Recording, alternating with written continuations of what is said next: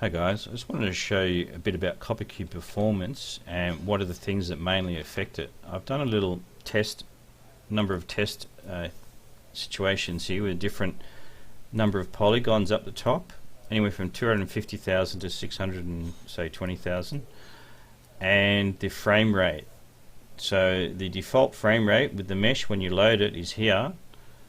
So anywhere from 58 to 154 frames per second. Using the default mesh collisions. In case you're wondering, you can get about anywhere from 6 to 23 frames per second gain if you don't use mesh collisions, particularly with high polygon meshes. So you can see here, just by as interest, if you turn off mesh collision and just create your own basic box colliders all over the place to sort of roughly match the environment, say for in an indoor environment, say rooms and stuff, you probably wouldn't be able to do that for an outdoor environment. I suppose you could bake a very basic low polygon copy of your main outdoor, if it's a fixed 3D mesh, that is.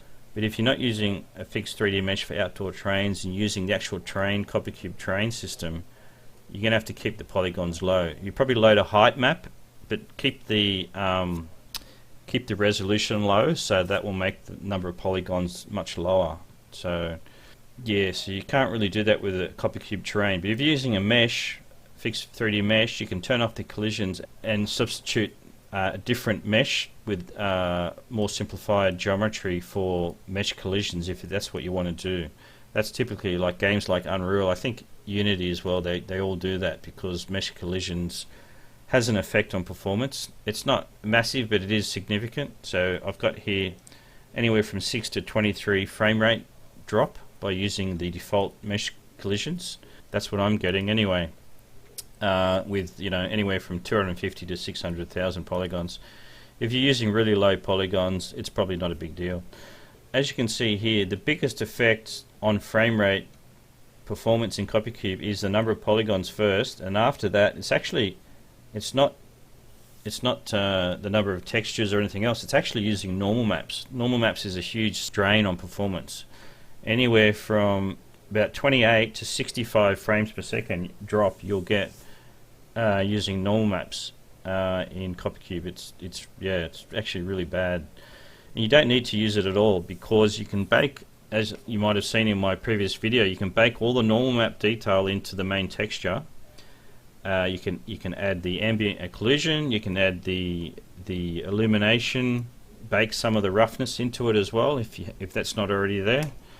You can put most of them already into your main texture using GIMP or Photoshop, and you just use the one nice big texture. It's all you really need to do. If you're going to use normal maps, it slows it down so much that I've decided not to use it in my game going forward. Pretty much never, because I can get as much detail, if not more, by baking the normal maps into the main texture and just using that. So it's actually looks better. By looking at this, you wouldn't think that this has no normal maps, but that's how it is at the moment. It's not using normal maps. It's I've baked a lot of the normal map detail. I'm pretty sure, maybe not all the textures, only some of the textures I did that. So yeah, like that door for example. Yeah, it's got extra detail on it that's not in the mesh, it's only in the normal map. But I've put that on the door. But you can do that for the whole level and it'll look even better than what it is now. Yeah, I actually haven't finished doing that actually for a lot of the textures. A little bit plain, a little bit on the plain side. Yeah, but anyway, if I use normal map for example on that clothing, it looks a little bit terrible. See the lighting, how it goes all blocky? It's faceted polygons, I think they call it. Anyway, it looks really blocky and pretty horrible. So I would not use. It does that with all your meshes when you do that in CopperCube. So I have a high tendency not to use it now because it looks so much better without it. Those pipes look terrible when you add a normal map to it. It looks blocky as anything. But now they're round and smooth. That's how you want it. So It's obviously the way CopperCube is meant to run without normal maps. It's probably like an add-on feature that was just, it's never optimized properly. But yeah, you can get some decent textures. So that's got a nice shine to it. Very cool shine actually. That's using, oh, it's just using that one, is it? Okay. Yeah, I think that's a special, if I remember correctly. There you go, sphere map. It's using a sphere map. Anyway, it's interesting, isn't it?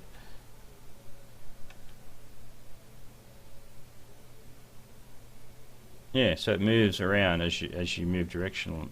So yeah, you can get a bit of a shine. That's just the texture. The shine is on the texture, so you can still do stuff like that. Yeah. So I've decided to bake all the details of the normal map into the main texture now and not use normal maps because of the massive hit in frame rate is just shocking. 28 to 65 frames. Now I was running this same level with normal maps on most of these textures and I was only getting 116 frames per second. So firstly you want to unlock the frame rate. So wanted frames per second, just put 250. If you put more than that, like 300, it doesn't work. It'll go back to 60 again. So it seems to, it still has some sort of a limit. But anyway, just put in 250 to sort of run it close to the maximum frame rate to see what effect whatever you put in your game affects on the frame rate. And then just put your frame rate counter up the top. Just put a little behavior with it. It just counts the frame rate. So 116 before, and I've just taken off all the normal maps from the textures, so they're just basic dynamic, all dynamic. That should be dynamic. Yeah, these should all be dynamic, but I'll fix that up later. Yeah, so change everything to dynamic, and when you run that,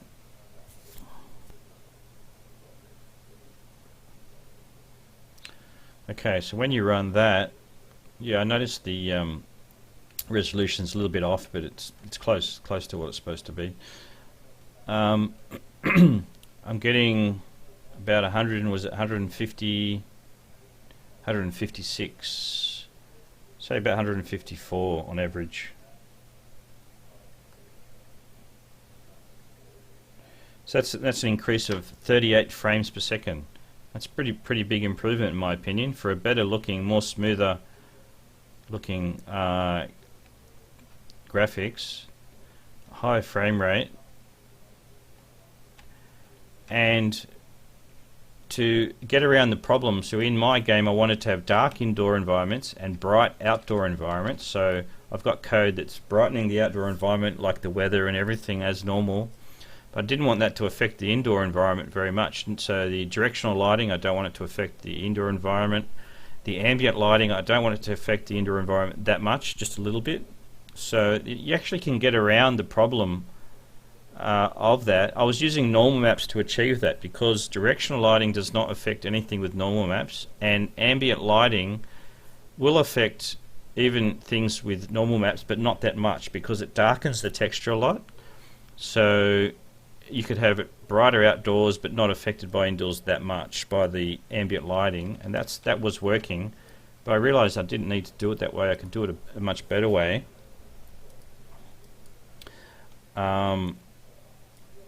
So I just make sure, so I've got a little bit of ambient lighting there. So all you really need to do is change all the textures that you want to be darker compared to a outdoor bright environment, if that's what you want to do like I am.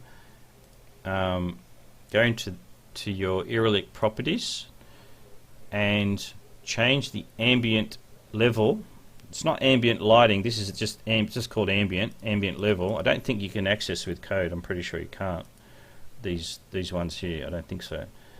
And just change that to a much lower level. You see how so that's immediately changed the brightness of that door such that it's like a percentage. 40 out of 255, it's some sort of internal percentage that this door will still change according to the ambient lighting, but not as much as before. It's because I've reduced the effect of the ambient lighting on it. So for example, I put everything super bright. That did brighten up, but not as much as the other stuff because I've reduced this to a 40 out of 255. I think it's percentage-wise, I'm pretty sure. I can actually even turn off the amount of... okay, so there's no ambient lighting at all. There's only that point light there, giving it a bit of light. If I turn that off, I can still change...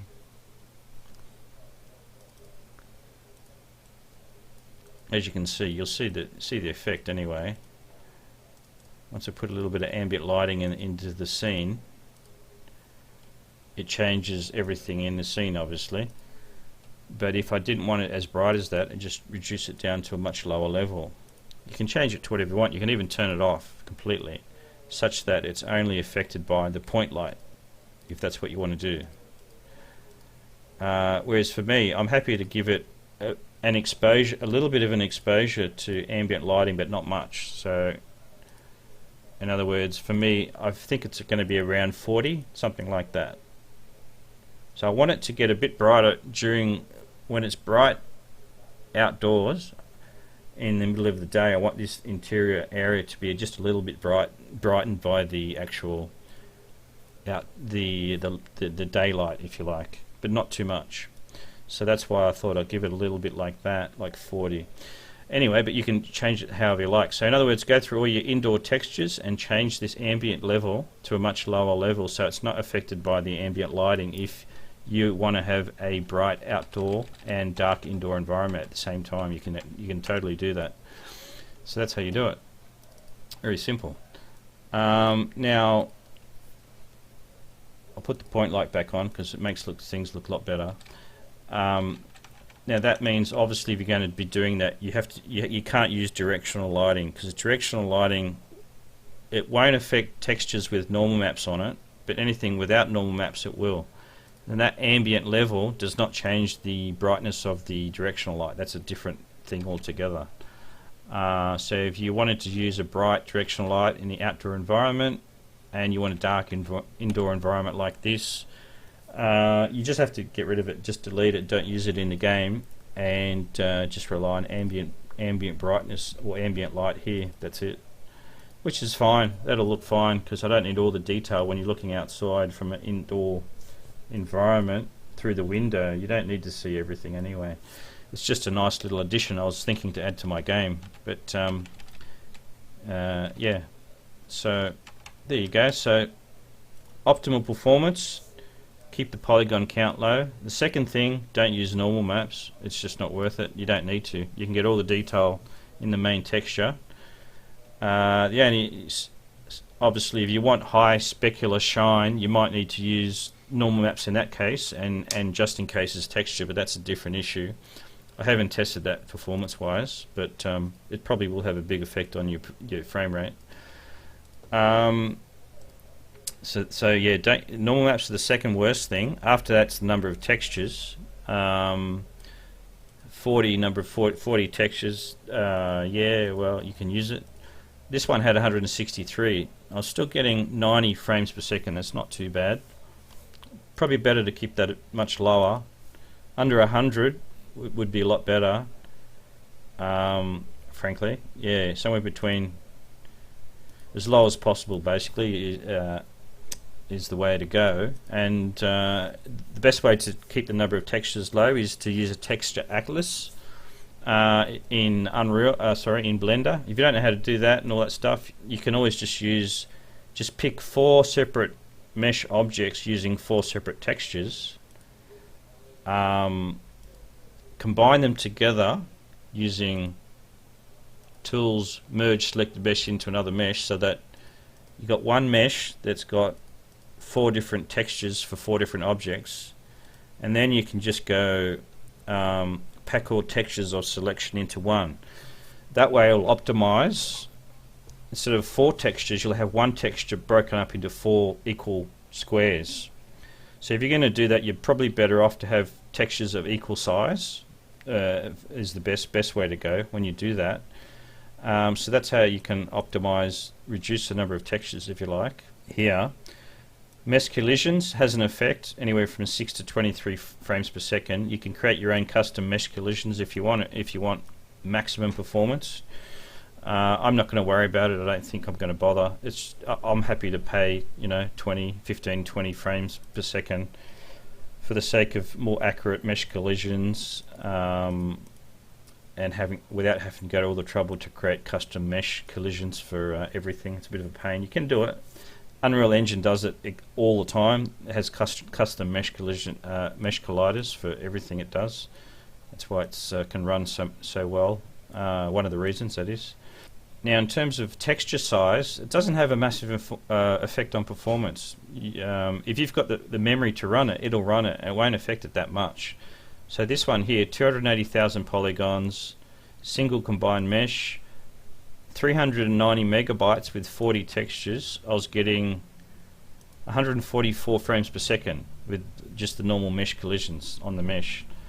And if I change the textures, did nothing but change the textures to a much higher size, 1.5 gigabytes, so that's pretty much going from 1 and 2K textures to 2 and 4, mostly 4K textures, actually probably all 4K textures for that. I was only dropping a frame rate of 7 frames per second. That's not too bad. That's totally worth it in my opinion. For a much higher level of detail, you're not dropping that much, because if you've got the memory to run it, it'll run it. If you haven't got the memory to run it, well, that's a different story. You might want to check that. But yeah, that wasn't the biggest factor I found. And the post-processing had the least impact of all the things, actually, I found. So fog, anywhere from 0 to 2 frames per second. Anywhere from 0 to 1 it was here.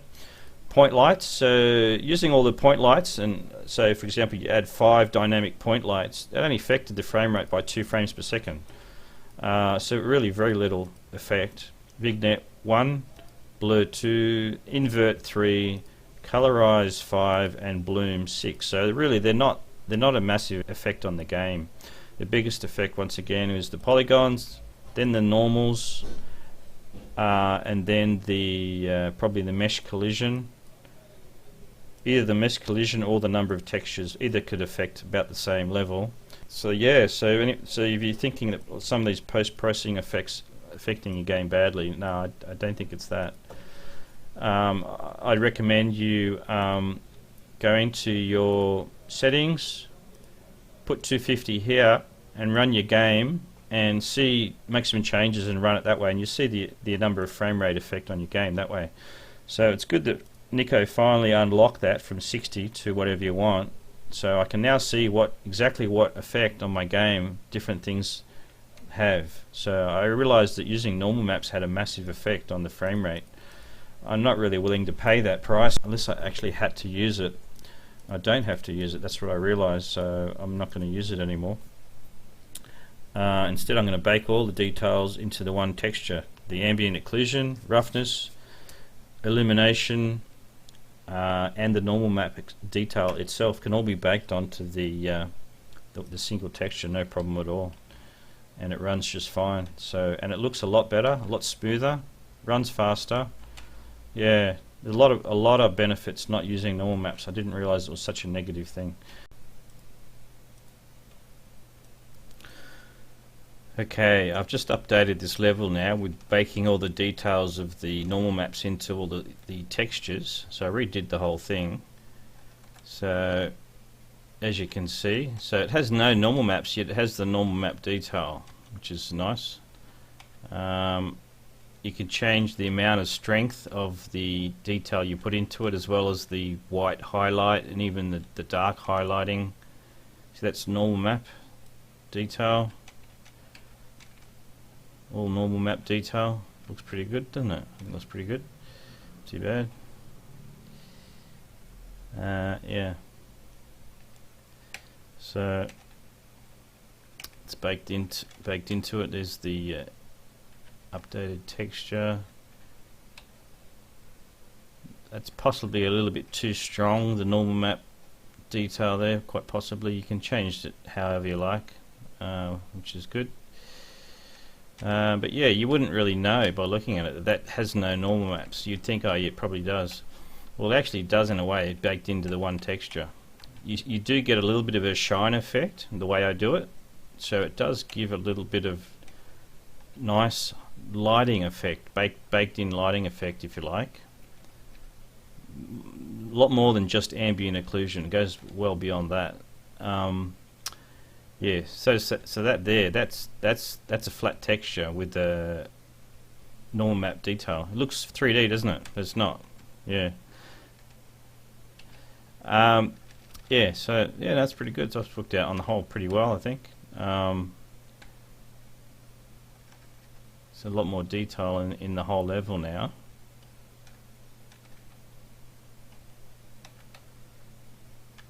All over the place, actually. Yeah. Yeah, it looks pretty good, if you ask me. You know, good enough for a proper game, that's for sure. Good enough. Yeah. Carpet, floor, yeah, pretty good. Yep, good enough, definitely. Yeah, so that's just got a single point light. So that's an example there of baked in texture. Now, one thing I did forget to add that's important if you want to get the normal map details baked in really nicely.